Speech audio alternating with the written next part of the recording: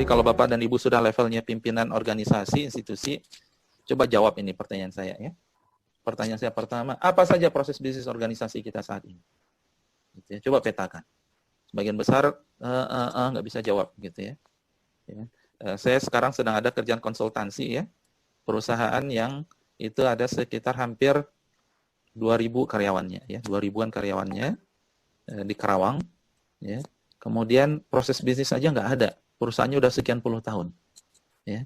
Mana sih saya katakan dokumen proses bisnisnya? Terus bagaimana Bapak dan Ibu memanage kalau kemudian tidak ada kesepakatan sebenarnya, ini baru peta prosesnya ya. Apa sih sebenarnya yang kita lakukan?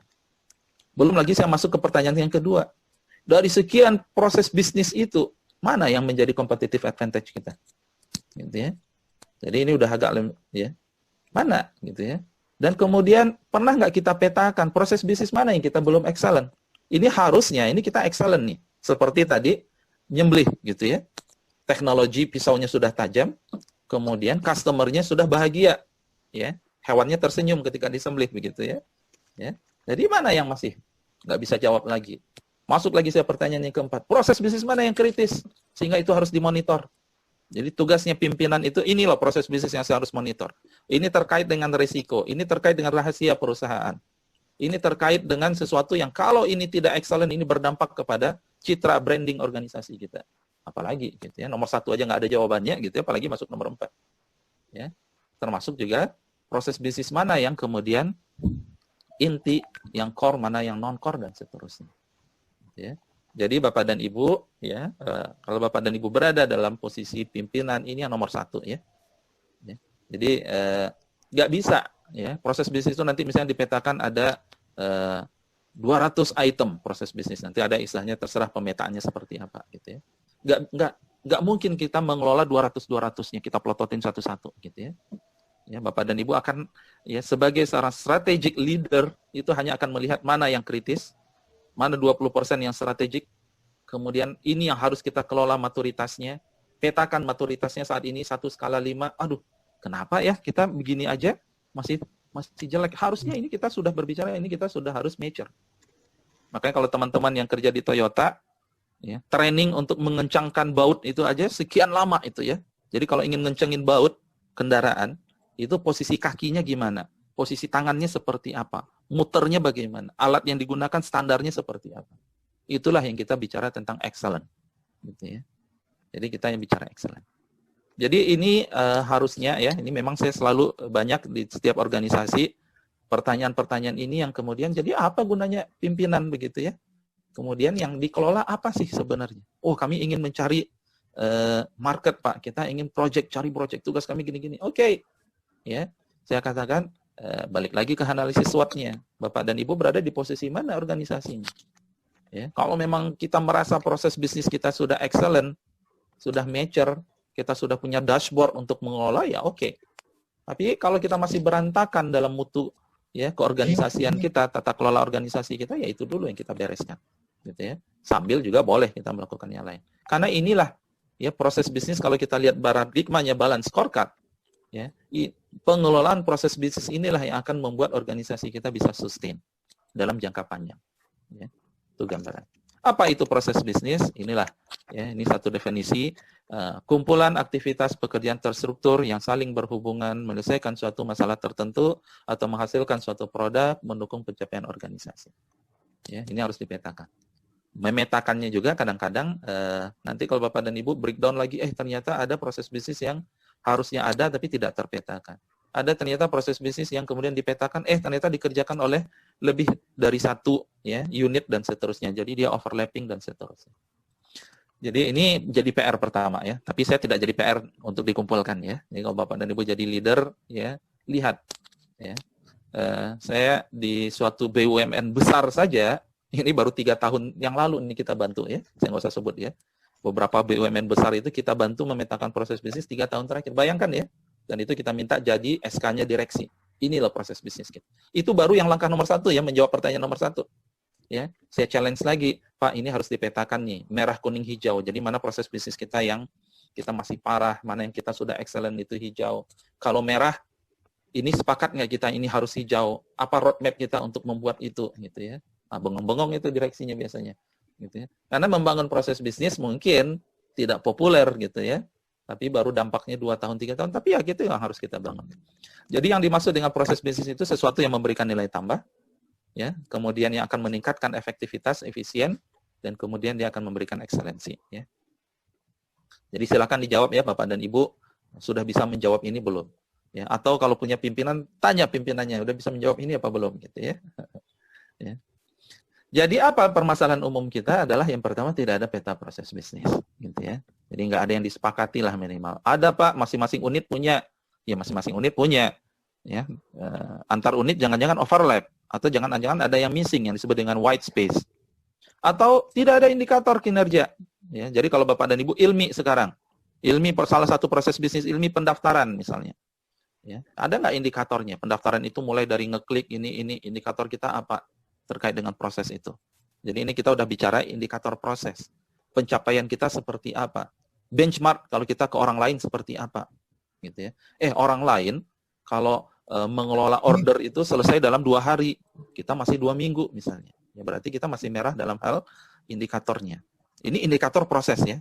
Kalau KPI kita berbicara indikator strategis, key performance-nya. Tidak ada tata kelola proses bisnis. Barulah Bapak dan Ibu ada SOP. SOP itu dibangunnya di situ, gitu ya. Proses bisnis ini. Dari kita petakan proses bisnis, dari situ kita bisa lihat mana yang kemudian, apakah itu kelompok proses, apapun itu dia proses bisnis atau aktivitas yang dia itu lintas unit kerja. Kalau dia lintas unit kerja, kita perlu SOP ya untuk menentukan pembagiannya seperti apa, alurnya seperti apa. Tidak ada analisis proses bisnis. Itu yang saya katakan tadi. Mana merah, mana kuning, mana hijau. Ya. Jadi kita harus sepakat. Mana yang proses bisnis yang kita kemudian harus selalu kita perbaiki. Mana yang kita hijau, yang itu akan menjadi knowledge bagi institusi kita. Jadi kalau kita bicara knowledge management, yang kita manage itu adalah proses bisnis yang hijau. Atau problem kita proses bisnis dikelola secara silo. Jadi ada satu divisi yang memang bagus. Kebetulan leadernya memahami ini ya, tapi itu nggak ada gunanya juga relatif ya kalau unit kerja yang lain tidak mengimbangi ya, jadi tetap dia akan menjadi bottleneck. Jadi ini permasalahan umum kita ya. Sehingga Bapak dan Ibu kalau tertarik, ini lebih memang kalau bahasanya lebih kepada operational excellence, ada sebuah framework yang disebut sebagai BPM ya, Business Process Management. Jadi ada BPM, Business Process Management, nanti saya sebut juga ada BPR, Business Process Reengineering, ada juga Business Process Improvement BPI gitu ya. Itu kerangkanya mirip-mirip lah gitu ya. Jadi silahkan kalau perlu bukunya saya kasih bukunya nanti. Ada banyak nih buku BPM ya. Business Process. Tapi esensinya tadi adalah secara operasional kita excellent ya. Nah, tadi ambil contoh yang Toyota ya, ngencengin skrup itu excellent. Pergudangan inilah gudang kita excellent. Jadi orang itu benchmarknya ke kita ya terkait dengan setiap aktivitas proses ya. BPM itu sendiri ini gambaran siklusnya ya, mulai dari prosesnya memang harus dipetakan dulu. Kemudian masuk ke analisisnya. Jadi analisis proses bisnis, kita identifikasi mana yang kemudian dari aspek apa maturitasnya, kritikalitasnya. Ini proses bisnis yang repetitif, ini proses bisnis yang membutuhkan inovasi. Kemudian kita lihat merah, kuning, hijau kita seperti apa atau maturitas 1 sampai 5 seperti apa. Dari situ baru kita desain perbaikannya. Kemudian kita implementasi dan kemudian kita monitor dan seterusnya. Ya, ini gambaran. Jadi BPM itu adalah sebuah siklus yang utuh kita untuk kemudian mulai dari dipetakan sampai bagaimana inovasi proses bisnis itu end to end sehingga memberikan keunggulan kompetitif bagi perusahaan. Jadi nanti ketika kita lihat ada yang merah, baru kemudian kita lakukan inovasinya dan seterusnya. Ini kerangka ya, dan siklus dia terus menerus. Ya. Kemudian juga ada, bisa Bapak dan Ibu petakan, nanti beberapa saya bicara yang paling tren sekarang maturitas ya. Jadi nanti Bapak dan Ibu jangan campur juga. Ada nanti hari ini kita bicara maturitas proses bisnis. Ada juga maturitas agile, itu juga ada nanti saya bahas gitu ya. Kemudian apa lagi ya, lupa saya, nanti kita lihat ya. Jadi ada maturitas itu biasa common gitu ya, menggambarkan posisi kita di mana. Dan kerangka maturitas itu biasanya skalanya 5 ya. Yang pertama initiate, itu biasanya masih pemadam kebakaran. Manage, artinya sudah mulai ada pola. Standardize, sudah ada SOP, ya, sudah kemudian tertata. Baru dari situ dia masuk ke atas. Predictable, bukan predictable ya, predictable, Dia sudah bisa kemudian, oke, kalau saya lakukan improve di sini, maka kemudian ini loh expected outcome-nya. Dan level 5 itu sudah continuous improvement. Ya, bagaimana kemudian dia menjadi inovatif dan seterusnya. Kalau proses bisnis maturitas BPM-nya rendah, jadi ada maturitas proses bisnis, maturitas BPM ya. Jadi sejauh mana bisnis proses manajemen itu sudah terlaksana, ya BPM-nya rendah, reaktif, fokus internal, pencarian sumber, ya ini gambaran ya. Ada juga kalau Bapak dan Ibu, kami sudah terbiasa melakukan proses bisnis manajemen Pak, kita sudah ada inovasi rutin, nah ini tinggi itu tergambar dari BPM-nya terkoordinasi, dia bagian dari Renstra. Jadi kalau Bapak dan Ibu bagus itu BPM-nya, nanti bubble-nya itu bisa jadi bubble-nya itu salah satunya adalah ya terkait dengan bisnis proses manajemennya. Proaktif dia, berdampak luas kepada organisasi, kemudian dia sustain dan seterusnya. Ya. Jadi bisa dipetakan masing-masing. Sekarang saya masuk ke teknik pemetaan proses bisnis ya.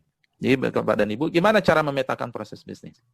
Teman-teman orang IT yang informatik, dia akan bicara, oh pemetaan proses bisnis, di kepalanya langsung muncul flowchart.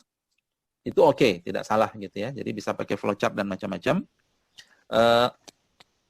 Kemudian ini teknik yang pertama, model yang pertama ya. Yang saya paling sering itu saya tawarkan pendekatan epikisi. Ya, jadi PCF, Process Classification Framework dari epikisi. Ini yang banyak dipakai di BUMN ya, di top negara institusi perusahaan di dunia juga ya. Lebih dari 500 perusahaan. Jadi epikisi ini adalah sebuah lembaga yang memang dia fokus di situ. Jadi dipetakan proses bisnis, institusi-institusi organisasi, kemudian dilihat polanya, kemudian itu menjadi acuan. Kemudian diusulkan juga kira-kira indikator matriksnya apa, definisinya apa, dan seterusnya. Di Bapak dan Ibu bisa cari, ya kalau enggak nanti bisa kontak saya bisa bantu ya. Kami institusi pendidikan, kira-kira model proses bisnisnya apa. Jadi kita udah ada model, tinggal kita cek mana yang tidak relevan, mana yang kita tambahkan. Jadi modelnya sudah ada. Kelebihan dari epikisi ini adalah hasil pemetaan proses bisnisnya itu sudah ada kodifikasi. Jadi ada kodifikasinya 12.10.1.3. Sudah ada definisi, sudah ada ukuran kinerja, ya. Yang belum itu benchmark sebenarnya. Dan sudah ada instrumen untuk mengukur maturitas. Ini saya pakai terakhir dan hasilnya cukup baik gitu ya, maturitas. Kemudian dia terbagi atas proses operasi, yang atas ya, mulai dari visi, mengembangkan produk, pemasaran, delivery, kemudian customer ya, service. Ini adalah enabler-nya, ya, manajemennya. Nah, ini nanti mereka detailkan Bapak dan Ibu. Ini istilahnya digit 0 atau digit 1. Nanti ada 2 digit. Mengembangkan visi didetilkan lagi 1.1. Di situ 1.1. Yang disebut dengan proses bisnis itu adalah titik 3 ya. Jadi 3 titik. Jadi ini belum ya, ini baru istilah dia itu adalah kriteria. Ya, baru kemudian masuk ke kelompok proses bisnis, baru kemudian proses bisnis, 4 digit itu adalah aktivitas. Nah, ini model yang sering kita pakai. Ada Bapak dan Ibu kalau terkait dengan IT mungkin bisa pakai model yang kedua adalah ITOM. Ya, jadi ini kerangkanya berbeda, filosofisnya juga berbeda, gitu ya. Ini adalah ITOM, mereka juga mengembangkan khusus untuk telekomunikasi. Ya. Atau Bapak dan Ibu juga bisa kalau terkait dengan supply chain pakai SCOR. Ini model tersendiri, referensinya juga banyak. Ya, jadi kalau kita bicara untuk supply chain itu agak unik, agak beda gitu ya. Kalau IPKC tadi lebih general ya, industri atau perusahaan. Ada level 1-nya, ada level 2-nya, ada level 3-nya. Atau juga ada model yang ini model yang keempat, bisa gunakan adalah ya CIMOSA. Ini adalah untuk kita berbicara arsitektur yang terkait dengan manufacturing. Tapi saya belum pernah pakai ya. Saya belum pernah pakai yang 2, 3, 4, tapi ini model yang available. Yang paling sering saya pakai adalah model yang pertama ya. Atau juga bisa Bapak dan Ibu ini di Angkasa Pura ya. Saya tahun lalu mereka minta Pak kami pakai modelnya itu adalah model Porter. Ini model Porter ya, value change-nya Porter. Jadi visi misi, kemudian ini ada core activities dan ini adalah support activities. Ya itu terserah. Ya, masing-masing punya kelebihan dan kekurangan ya. Jadi kalau Bapak dan Ibu menggunakan model epikisi, maka kemudian detailnya itu tadi yang saya katakan ya.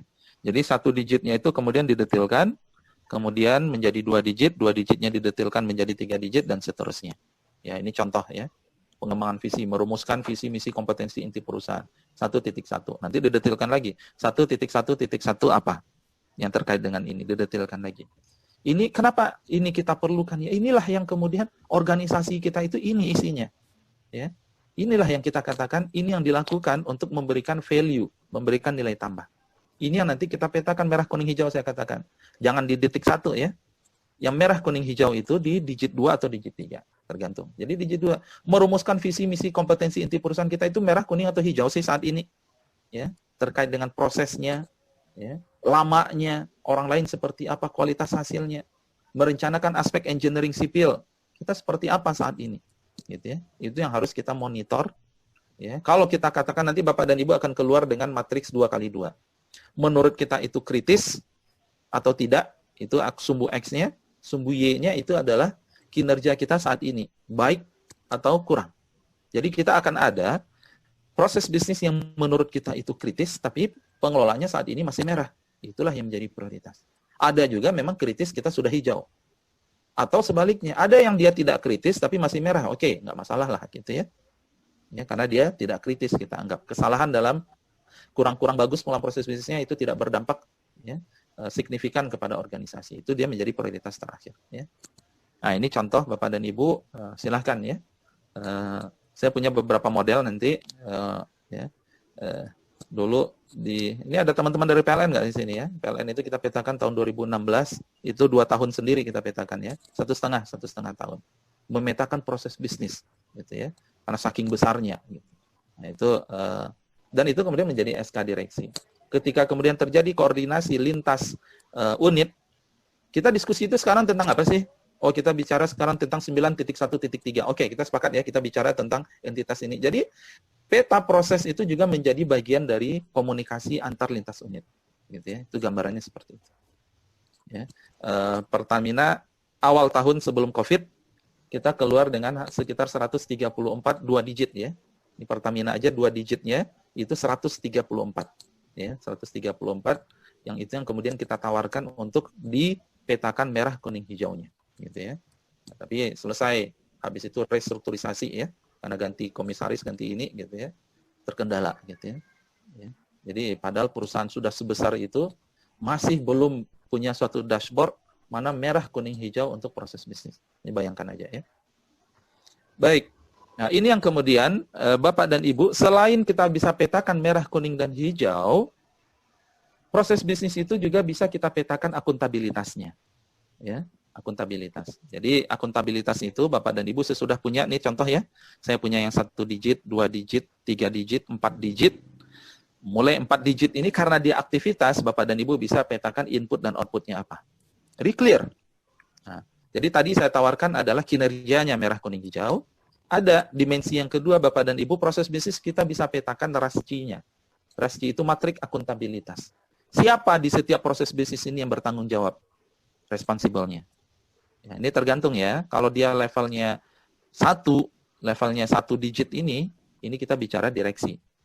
2 digit, dia bicara level yang kedua, layer yang kedua, VP atau apa. Ketiga, ini levelnya manager. Digit yang keempat, levelnya asisten manager. Jadi ini beda-beda orang. Responsible, siapa yang bertanggung jawab? Gitu ya. Siapa yang meng-approve? Siapa yang butuh support untuk aktivitas ini bisa dilaksanakan atau proses ini bisa dilaksanakan?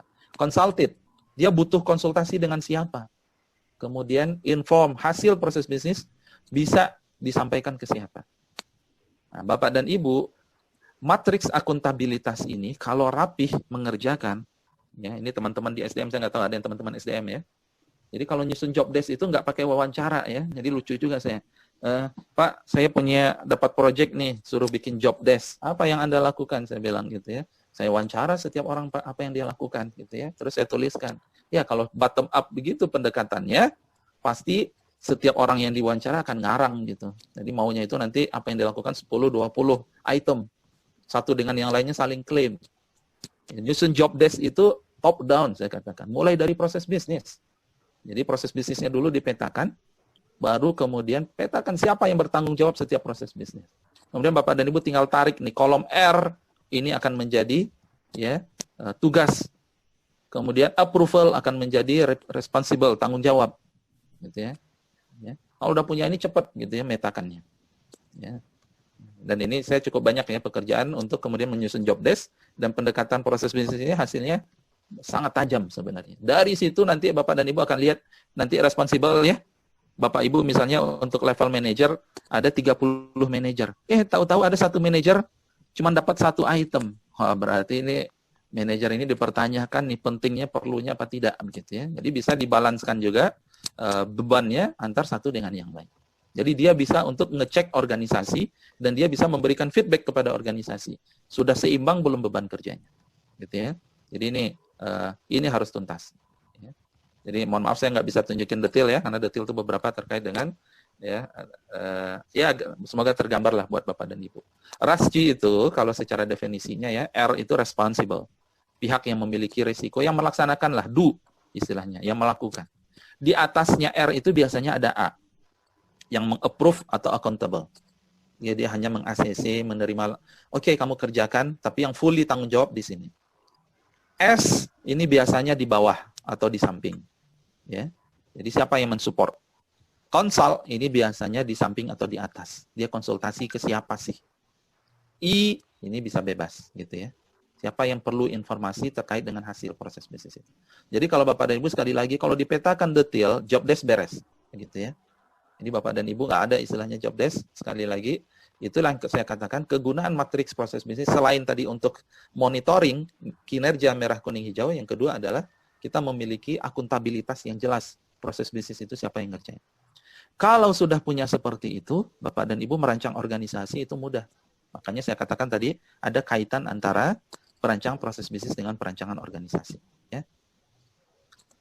Nah, ini yang dimensi yang tadi. Yang ketiga, tadi ya terkait dengan selain kinerja ada maturitas. Jadi Bapak dan Ibu ini proses bisnis misalnya terkait dengan pengelolaan SDM. SDM itu misalnya ini 8.1, 8.2, 8.3. Ini kita sudah masuk ke bab dimensi yang lain namanya adalah analisis proses bisnis. Jadi kita tidak menganalisis kinerja merah kuning hijau. Jadi dimensi yang ketiga itu adalah kita berbicara tentang maturitas dan kritikalitas. Ya. Jadi proses bisnis tadi sekali lagi saya ulang ya. Bisa kita olah 1 kinerja, 2 akuntabilitas, 3 maturitas dan kritikalitas. Ya. Jadi poin ini disebut dengan proses bisnis analisis. Setiap proses bisnis itu kita bisa petakan. Ini kerjanya repetitif atau inovatif. Jadi nyambung nggak dengan materi saya pertama? Growth mindset dengan fixed mindset. Ya. Tipe proses yang disebut dengan manufacture, mana tipe proses yang disebut dengan knowledge work. Ya, masih ingat yang pertama dulu gitu ya. Mengelola sumber daya manusia ini butuh inovasi gitu ya. Mengelola penghargaan, nah ini mah repetitif, udah ada panduannya. Gitu ya. Jadi Bapak dan Ibu, yang nanti yang akan kita buat OKR itu agile itu adalah sesuatu yang membutuhkan inovatif. Sesuatu yang repetitif, compliance-nya kuat, itu nggak usah kita agile tariknya. Gitu ya. Terkait mengelola payroll. Kalau mengelola payroll dibuat agile, nanti susah nanti gitu ya. Dia berkreasi nanti, dipotong gaji direksi nanti gitu ya. Ya. Jadi yang repetitif ini output-nya adalah improvement. Mungkin 20% paling banyak dia memperbaiki proses, perbaiki waktu dan seterusnya. Tapi kalau dia inovatif, ya merekrut, menemukan, memilih karyawan, ini adalah mungkin inovatif. Knowledge work, dia harus bisa mencari talenta. Nggak bisa dengan prosedur biasa. Pak, prosedur kami adalah posting di surat kabar, lakukan rekrutmen. Kalau seperti itu, belum tentu dia akan mendapatkan talenta yang baik. Gitu ya. Nanti kita lihat value bagi perusahaan seperti apa. Bapak dan Ibu bisa skalanya merah, kuning, hijau, 1, 2, 3, 4. Dampak bagi perusahaan seperti apa, kritikalitasnya seperti apa, dan maturitasnya seperti apa. Jadi kalau idealnya, saya selalu usulkan di organisasi itu ada fungsi yang mengelola proses bisnis. Gitu ya. Fungsi yang mengelola proses bisnis. Dia punya dashboard terkait dengan kinerja, dia punya dashboard terkait dengan ini. Gitu ya. Disinilah kemudian dia akan memberikan masukan kepada pimpinan institusi, ini kita perlu BPR project, ya, business process re-engineering project. Ini harusnya, maturitasnya harusnya 3 ke atas ini Pak, kita masih merah. Dan ini kritis, ini berdampak kepada customer satisfaction, dan seterusnya. Value-nya bagi kita tinggi. Apa bentuk proyeknya? Buatlah OKR, macam-macam itu bisa kita turunkan di sini. Ya, itu gambaran.